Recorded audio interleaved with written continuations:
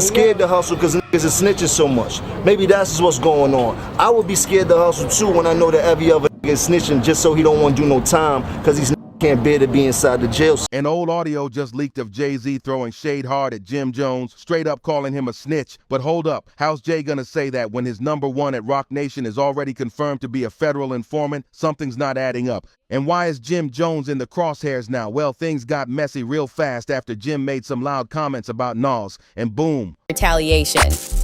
He definitely humiliating Shotty right now, bro. Well, you got your picture up there next to the post. You know, like when you go to YouTube and World Star, they got his picture next to this. Everything he say, they got a split screen with Shotty picture next to this. All his old skeletons started flying out the closet. People started digging up past receipts, including claims that Jim cooperated with the feds. But here's where it gets real messy. If Jay-Z is so against snitches, why is his own right-hand woman deep in Fed ties? And let's talk facts. Why did Jay still sign Jim Jones to Roc Nation if he thought the man was shady? That move got people confused. Let's rewind to the audio that started this fire. In that resurfaced clip, Jay-Z didn't hold back. He was talking about his tension with Jim, saying Jim's not even a real rapper. Like not even on his radar. Jay claimed Jim's presence in the industry ain't about the music. It's about something else. Shit, this crazy, son. But he doing that to make K9 think he don't got no relationship with Boy. That's what he trying to do. He trying to live. He trying to separate himself. That's cool, but now he gotta get violated. Yeah, super violated. Super duper. So ain't too much he can really do unless he gonna run around with 100 armed securities all day. You know what I'm saying? He gonna get shot at pay. He ain't getting enough money for that. That's a fact. And he just canceled all his shows. And he ain't a gang member no more. Nah, he ain't nothing. That's what Shotty needs to make sure he do. Nah, he tell that he's not a gang member no more. He kicked out the whip. He was never a gang member. Shotty need to expose him. Like. So what did Jay know back then? Was he hinting at something deeper? Did he already clock Jim as an informant way before anyone else picked up the scent? If that's the case, what made him turn around and welcome Jim into Roc Nation like it was all good? Now about these Fed rumors, let's not pretend they're brand new. These whispers been flying around for years, and trust 50 Cent to stir the pot. He never let people forget. 50 loudly reminded the streets that Jim might have been working with the feds all along. He said it clear. Jim's a snitch. Don't let it slide. So, what's the truth? And how deep does it go? Subscribe to JuicyReel for more explosive stories just like this. Jim Jones popped back into the spotlight with one spicy Instagram post, and people are still talking. He posted a pic chilling with Jay-Z, Diddy, Fat Joe, and a few others, but the caption, that's what had folks raising eyebrows. He wrote, LOL Individual 1, calling the shots out here. I know you working, so please don't say gangster-ish to me, Individual 1. Wait, what? Who's Individual 1? And why throw that line out now? That's where things get deep. It ties straight back to those long-standing rumors that Jim Jones had ties with the feds during that wild Tekashi 6991 racketeering case. Flashback to when 6999 was on the stand, snitching on the 9 Trey Bloods like it was open mic night in court. In the middle of that chaos, a wiretap call leaked, and guess who was on it? Jim Jones. You can hear him saying that Tekashi ain't a gang member no more and needs to get violated. The feds didn't waste a second. They dropped the full transcript and things got ugly real fast. So here's the setup. Back in 2018, Tekashi and a bunch of 9 Trey gangsters got hit with federal racketeering and gun charges. The crew was already on the FBI's radar. They'd been watching for a while. But once Tekashi got locked up, he turned fast. He struck a deal and gave up everything. In September 2019, during his now infamous testimony, Tekashi started naming names. He called out Anthony, Harv Ellison, Algermaya, Nuke Mack, and a whole list of 9 Trey members. He gave the court a full breakdown of the crew's operations, like he was reading off the gang's blueprint. It was wild. Now back to Jim. Why did his name come up? Because one of those wiretaps featured him allegedly talking to Jamel Mel Murda Jones, another major player in 9 Trey.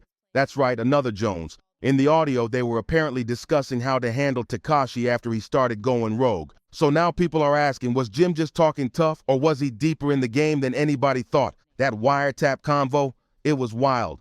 Jim and Mel Murda were allegedly chopping it up about how to deal with Tekashi after he ditched the 9 Trey crew and started talking. And yeah, It sounded like Jim was straight up hinting at payback. That tape shook the whole scene, not just because it showed Jim tight with top 9 Trey members, but because of a huge question. How did Jim end up on a federal wiretap talking gang moves and still didn't catch a single charge? Right after the trial wrapped, everybody started asking the same thing.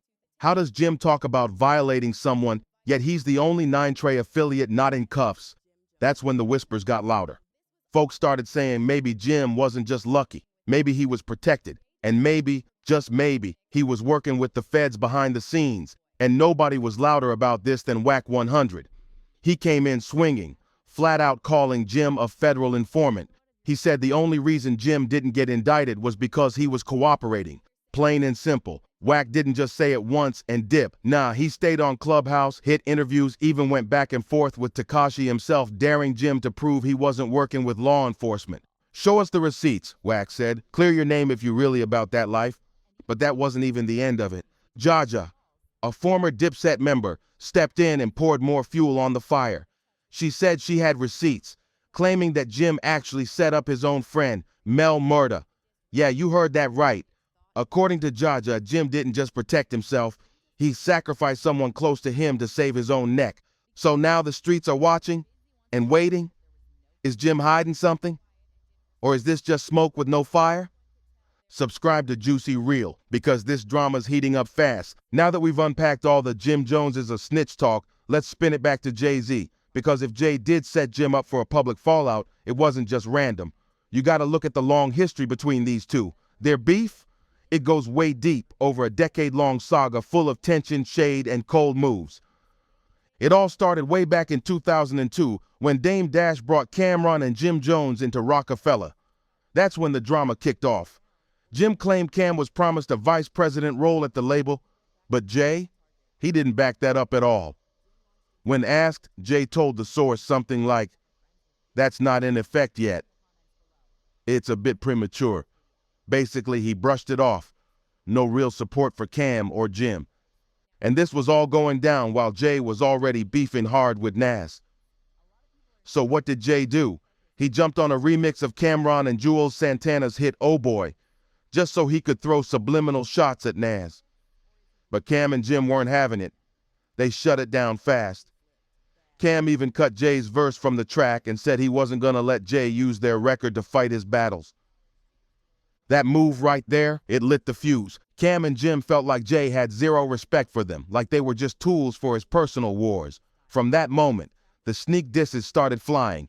Jim turned up the heat, going at Jay in interviews and radio shows. He clowned Jay for being too corporate, saying he was out of touch with the streets, and even called him soft. Jim made it a point to show that he stood for loyalty, integrity, and keeping it real, unlike Jay, who he painted as a slick businessman playing chess with people's lives. So if Jay had a hand in bringing that old tape to light, it might not be about justice. It might be personal. Tap into JuicyReel, because this saga's got layers on layers. Jim wasn't just throwing shade. He straight up dissed any rapper who flipped and turned snitch. He made it clear where he stood. And while Jay-Z kept it quiet at first, refusing to clap back directly, the tension inside Rockefeller was hard to ignore. You could feel it brewing. Then boom, 2006 hit, and Jim dropped We Fly High. The track exploded. It became a street anthem, and that's when Jay finally broke his silence. He fired back with Brooklyn High, hopping on the same beat to show he still ran the game. But Jim, he wasn't letting that slide. He came right back with We Fly High Beef Mix, a straight-up diss remix aimed at Jay's neck. Jim got real personal, clowning Jay's age and throwing heavy shots with lines like, "I told your older to chill. Better slow down before your older gets killed." Yeah, it was that bold. Fast forward to 2008, and the beef spilled off the mic and into the real world. That's when security cameras inside a Louis Vuitton store caught Jim putting hands on someone. Turns out, it was none other than Lenny Santiago, Jay-Z's longtime A&R. Jim got arrested and later pled guilty to misdemeanor assault. That moment made headlines fast.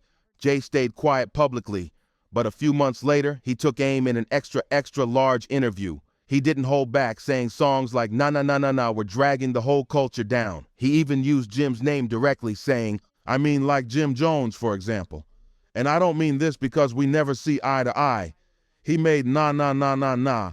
What's the difference between that and Smiley Face by Trey Songz or Soulja Boy?" Jay basically said Jim's music was bubblegum rap, no depth, no substance, just noise. He mocked the track and said it could have been called Smiley Face 2. After that, things went quiet for a minute, but in 2015, the fire sparked again. Dipset came back swinging with a freestyle over Diddy's classic Victory beat.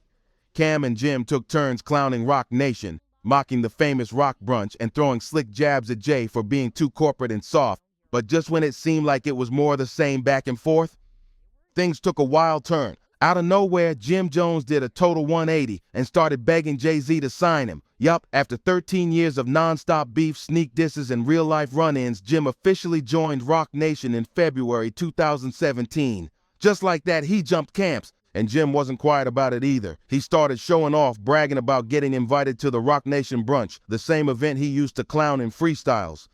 Suddenly, he was out here calling Jay a legend, praising him in interviews and doing the absolute most to show he was loyal now, real flip. But Jay, he played it ice cold. No celebration, no warm welcome. He barely even acknowledged Jim's signing. It was clear, Jay wasn't about to make it look like they were best buds. He kept it strictly business. No hugs, just contracts. Here's where it gets real interesting. Some people say Jay didn't sign Jim as a peace deal. They think it was a straight-up chess move. Because if you know Jay-Z, you know he's a master at flipping rivals into allies, on his terms. Think about it. The LOX, Fat Joe, Meek Mill, J. Cole, all of them had tension with Jay at some point. But later, they ended up under the Roc Nation banner. So when Jay brought Jim in, he still kept his distance. Didn't link up publicly, didn't hype him up like family.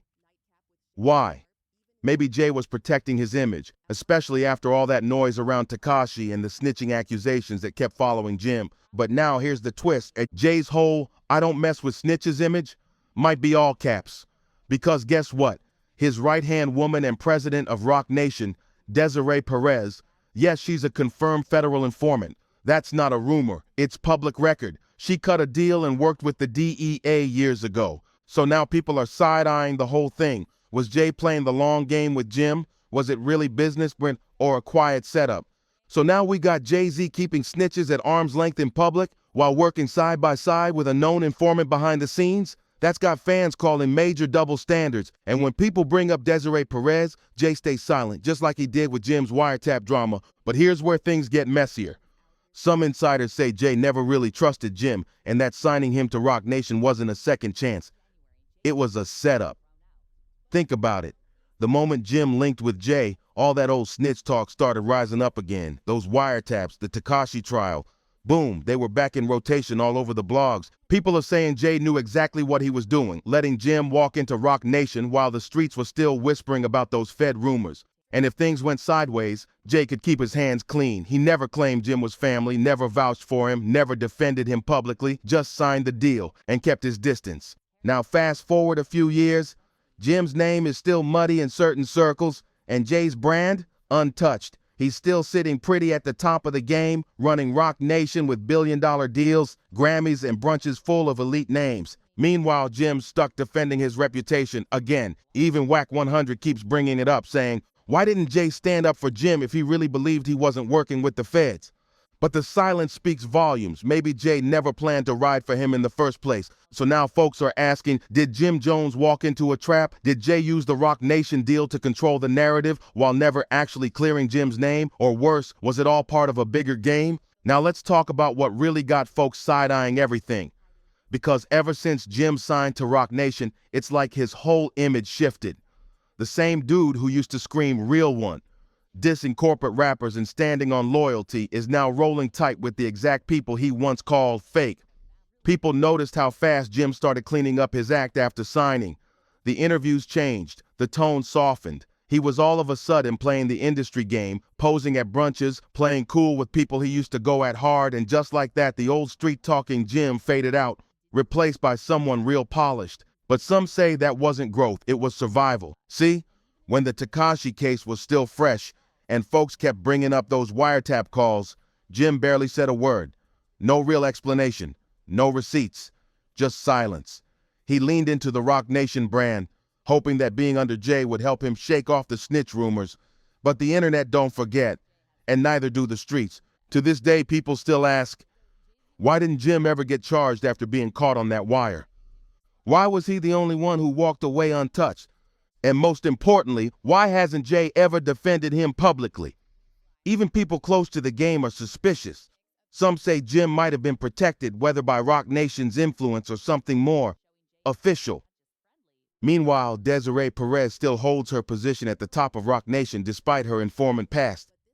So now folks are wondering, is this just how Roc Nation operates? Sign the street guys, keep them in check, and stay 2 steps ahead of the law? If that's the case, maybe Jim ain't the only one who flipped, or maybe this whole thing was built on deals and secrets from the jump. So if Jay-Z's really cool doing business with known informants, like straight up documented ones, then why did he ghost Jim Jones the moment snitching rumors popped off? That's when the whispers started turning into a full-blown theory. What if Jay wasn't about loyalty at all?